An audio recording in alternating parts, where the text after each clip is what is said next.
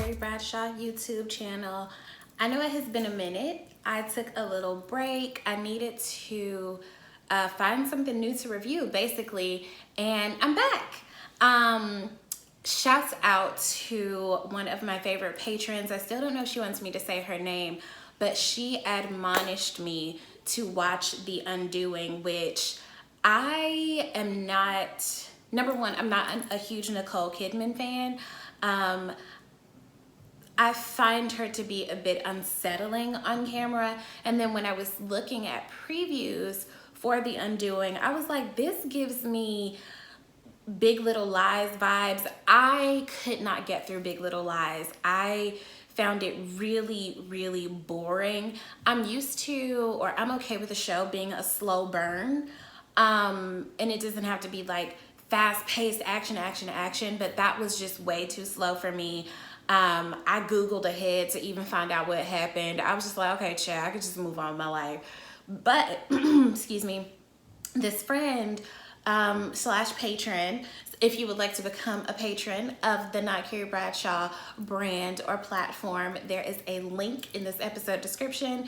You can pay a nominal fee per month, and you too can suggest a show for me to watch or review. So, backing up, I started this show and I was like, okay, I'm gonna watch one episode, I'll review one episode. Girl, no, next thing I know, I'm all the way through to the current. I was so pulled in. The Undoing is like an extended episode of Law and Order SVU. I mean, hello, it's trash and it is great. Donald Sutherland, national treasure. I think he's actually Canadian, but we'll claim him. We do that in America. Hello. That's a joke. Don't take that too seriously. So The Undoing is about a well-to-do Upper East Side couple. There is Hugh Grant, who plays the father, Jonathan, and then Nicole Kidman plays the wife, Grace. They have a son, Henry. He goes to a really expensive private school on the Upper East Side, which means that there are benefits and things to make sure that there's a diverse student body, blah, blah, blah, girl, bad. I have a friend who works in one of those schools, and their conversations on diversity are such a joke. So I thought they did a really great job of showing just how trash a lot of those people actually are, their idea of like faux diversity. I always find it really interesting too when people have charity events for different nonprofits, when you really could have just took the thousands of dollars that you put into, you know, hosting people at Cipriani's and just took that money and just gave it to whatever the program or the charity was. Like, why did you have to have a big to-do to say, hey, look at what we're doing to help people? Anyway, another conversation for another day. But they have a little PTA style, you know, board, fundraising board, and it's all the moms, of course, because heteronormative. So all the moms are gathered to put together this gala, and there is a newcomer. And she strolls through. She's her face to me is more alluring than beautiful. When you look at her and you're like, there's something really interesting about, I don't know if it's the way her face is shaped. She has these really full, beautiful eyebrows. And I'm just like, oh, I could look at her forever. She is obviously not an Upper East Side mom. Her son is at the school on scholarship. They live up in Harlem, but she wants to be an involved parent. So much so that she actually, when she drops this kid off, she hangs out in front of the school for hours. And we find out why later. So she doesn't receive a warm welcome from the Park Avenue moms, because of course not. Y'all, the Upper East Side is horrifying to me. I try to stay as far away from that side of town as possible. They're just strange people to me. They don't seem friendly or warm. They're just, maybe I watch too much TV, but I try to stay away from those people. So we're at this little, meeting. She comes with her baby and whips her boob out to feed the baby, which, free the nipple. People be needing to feed their kids. But these hoity-toity ladies are just not comfortable with it. So Grace really tries to make her feel welcome and like plays with the baby and all these things like that. This leads up to the night of this benefit function that they're having for the school for their scholarship kids, and so that they can pay their staff really well, And first of all, Nicole Kidman walks in wearing a stunning Givenchy gown. It's iridescent, it has a cape, it's super plunging, like, girl, put it in my veins, send it to my house, like, oh my god. It's very pleated, it's very like goddess Grecian, love it. I have a dress similar, bitch stole my look, it's fine, I let her have it. And the girl is there, and she's very uncomfortable. She looks really upset. All these men are fawning all over her because she's a very alluring young girl. And of course, these Park Avenue moms are judging her for the attention that men are getting that she's getting from men. And I've always found it really interesting how women who don't get pretty girl attention always assume that attention is welcome by the woman. Everybody doesn't want to be the center of attention in that way. It's actually really quite uncomfortable to be the center of attention in that way. And I think they did a really great job of having that character emote that discomfort with, like, could you, like, I'm not here for that. So she actually goes into the bathroom and cries.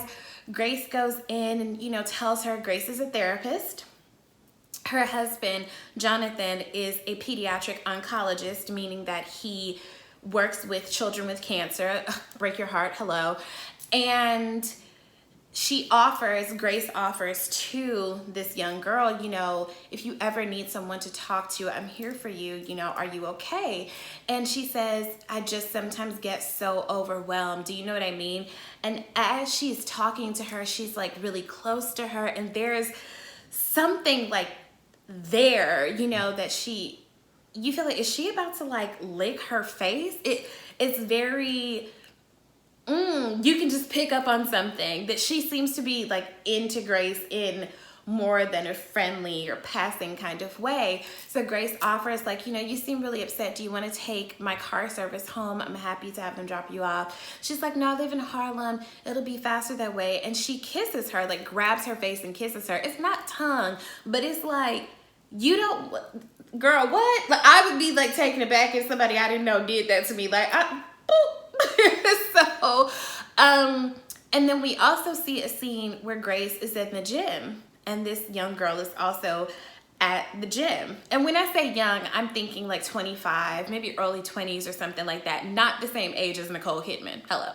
So they're at the same gym, and this girl comes to speak to her fully naked, like everything out, like she at Magic City on a Monday. And Grace is trying to, not lose her composure and just, be, she doesn't want her to feel uncomfortable, but it's also like, girl, I see every part of you. And I'm honestly like one of those people who's personally kind of uncomfortable with people being fully nude in the gym locker room. It's always like, oh, excuse me, And she says to Grace, this is before the gala. Sorry, I'm jumping around a bit because I'm reviewing all the episodes I've watched up until now. So she says, you seem like I unnerve you. Like, are you okay? And I think, Grace really tries to do her best to not make this woman feel out of place in the same way that these other ladies did. But as you're watching this, you can see that there is something to this woman's attraction to Grace. There's something more there. And it's really, it's puzzling. It's like, girl, what is going on? So come to find out, this young woman gets murdered in her art studio, and her son discovers her body. At the same time, Grace's husband, who was supposed to be going on a trip to a medical conference, he's missing. He's left his phone at home. Grace cannot get in touch with him. Her son can't, get in touch with him. Obviously, the son is trying to calm her down, whatever. And then the police detectives start asking questions, to the different moms. How did you know her? Did you, whatever. And they approach Grace and ask Grace some, questions, and you can tell that they're looking at Grace in kind of a different light. Y'all, when I tell y'all men cannot wait to embarrass you, because I legit had in my notes, because of the way Jonathan seemed to be doting on Grace, I literally wrote in my notes, it's so refreshing to see a man love his wife in the way that he seems to adore Grace.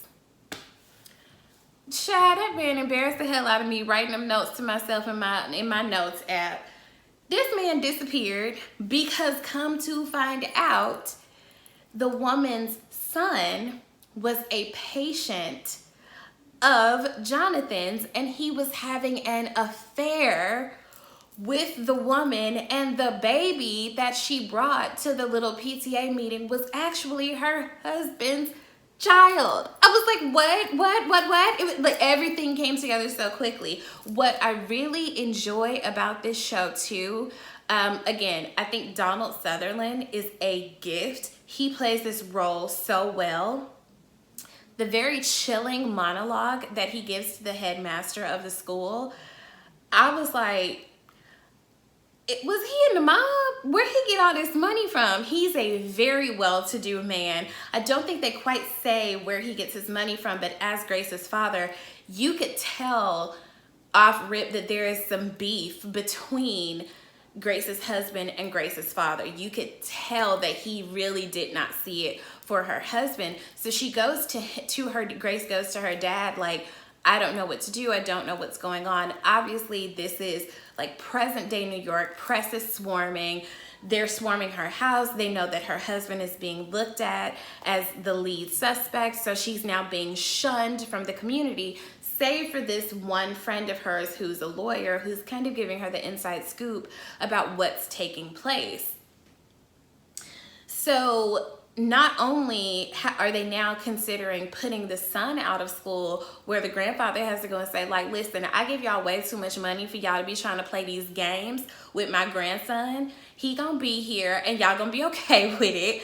And just go back and watch that monologue again, because I want to know more about Grandpa's life story. Where did you come from? How did you make your money? I feel like he made his money in the old school New York mob and then like flipped it legit, investing in like IT or communications or something. Like, I want to know. My homegirl was like, I'm really trying to date him. And I was like, girl, invite me over when you do. So things continue to unfold actually really quickly. I like the pacing of this show. You don't, and I say that as someone who was like binging all the available episodes. I was like, after every episode, and it delivers on unfolding and unfolding and unfolding this story. And at first, I was like, the husband did it. I thought either the girl's husband did it or Grace's husband did it, but the husband did it, so it was the husband. Now, I am not so sure, because my first thought was Grace's husband found out that this woman has an attraction to his wife. He got jealous, so he bludgeoned her to death. Now, I'm beginning to think, based on what happened on the last episode, I'm beginning to think that the dad and the son worked together to kill this woman, because we end up finding out that Jonathan has a weird disassociation from his family. And so you start to believe maybe he really didn't kill this woman and he's like being set up, or he's just the easiest person to pin this on. But then we find out that he'd been telling Grace a story about how he didn't want to have a dog because the family dog got hit by a car. He never recovered from it, and it was extremely traumatic. He actually kind of was responsible for his little sister dying, because he was watching his little sister and she wanders out into the street and gets hit by a car, and the family actually really surrounded him with love and affection because they didn't want him to feel so responsible or be so traumatized by this very tragic event. But the mom says he never showed remorse. He never spoke of it. He went away to college and never came back, and that's how he wanted it. So his mom was basically saying like, yeah, this nigga's a sociopath. So now you're like, okay, damn, maybe he did kill this girl, because he's really laying it on thick that like, no, I actually really did love her. I love my wife, and I'm sorry that I did this to my family, but I also lost someone who I love. Which is just like, oh, dig the knife in deeper, why don't you? What a dick. I want to know which one of the writers put the line, I killed the family sister, not the family dog. You are a sick bitch for that. Like, how trifling are you? Also, the woman who died, was her name Elena? I'm sorry, I keep referring to her as like the young girl because I feel like I'm forgetting her name, and I just looked at it, and of course I'm so bad with names. I want to say her name was Elena, but her husband is so fine. If you have never watched the movie Mary, Queen of Scots, very tragic. You know, the monarchy, those people have never had easy lives. Watch The Crown, caught up on that as well. But he's in that movie, and I kept looking at his face like, where do I know this fine ass man from? And that's where from. So catch that movie if you can. It was very tragic, but it was, you know, it was a good watch. So you start to think, okay, maybe her husband did. It switches around so much to make you question who done it. They're doing for me, they're doing a great job of it not being a very easy answer, where even if it turns out that it's the first, you know, that he actually did kill his mistress, I'm still going to be okay with the way they got us to that. Now, I also want to say that I am really into the defense attorney. I love this lady. I like her voice. I love older or like middle-aged Black women who have that like raspy kind of deep smoker's voice. She reminds me of an auntie, like your good great auntie who still has a cigarette purse, and she slips you a $50 bill at holidays and tells you don't tell nobody she gave it to you. She's maybe been married a couple times, but nobody could tie her down, and she just lives a very rich, fabulous life, but she always smells like, you know, stale Chanel No. 5 and cigarette smoke. That's what this lawyer gives me. Her deadpan answers to everything when she continues to tell people I'm not funny. No, bitch, you aren't. I love that lady. That's who I'm rooting for. I'm rooting for the Black lady. Duh, of course, as per usual. That lawyer is doing her job. Doing her job. So I'm enjoying this series so far. I'm gonna wrap up this video by telling you guys that I think, based on the last episode, the revelation that the sculptor's hammer, which was found in the son's violin case, Grace came upon it, and then the son wakes up and he's like, damn bitch, what you doing in here? She like, damn nigga, what you doing with this hammer? I think that the son and the dad partnered unintentionally to kill this woman, because I am obviously a very skilled Law and Order SVU detective, and we know that when a person is killed with that much rage, that the person who did it is somewhat out of control of their emotions, like what? A young boy who has discovered that his father is cheating on his mom, who he loves and adores, and that kid is so invested in them still being a family despite what his father did, and he's way too involved and way too interested in the case. He's devouring as much information about the case as possible. Again, SVU University taught us that's a guilty mind. A guilty mind wants to know everything that the police knows, wants to know every detail about the case, but he is a young boy. He could not have subdued this woman on his own. So I think that when Jonathan went to confront this woman to tell her that it was over, even though they had sex again, that the son somehow saw them, was there something, that the dad subdued her and that the son killed her somehow. I think that like people worked together to make this happen, especially because when Grace brings Henry to the prison, Jonathan says, look at what a mess I've gotten us into, or you into? Like, what the hell this got to do with him? What you got him into? And then he asked him again, how are things going with violin? Was that his way of telling him, nigga, the weapon is in your violin case? What was that about? That's my theory so far. One of my friends thinks that the female friend who is the lawyer somehow did it because she did have a bit of jealousy and she is quite involved in helping the family through this. I don't think that it was a one-person crime. I think that a few people conspired to commit/cover up. I'm really curious to know what you guys think. Drop down in the comments. Let me know what you guys' theories are so far. Now, if you don't read the book or whatever, I think this is based on a book. Don't tell me what happened, okay? Come into this with a fresh mind. Don't ruin this for everybody. Don't give spoilers. But if you have a theory, drop down in the comments. Let me know what it is. I know this is a bit of a truncated summary, but I'm trying to get 4 or 5 episodes into one video, so forgive me if I can't go into every single detail. I'm gonna start on Sunday watching episode by episode so we can really break down each episode in more detail, but I don't want to keep y'all on here for 45 minutes. My phone don't have that kind of memory. So thank y'all for coming back. I will be continuing my reviews of The Undoing. Let me know if there's anything else that you would like for me to take a look at, and be sure to like, comment, share, subscribe, become a patron if you like what you see, and I will be back soon. Bye.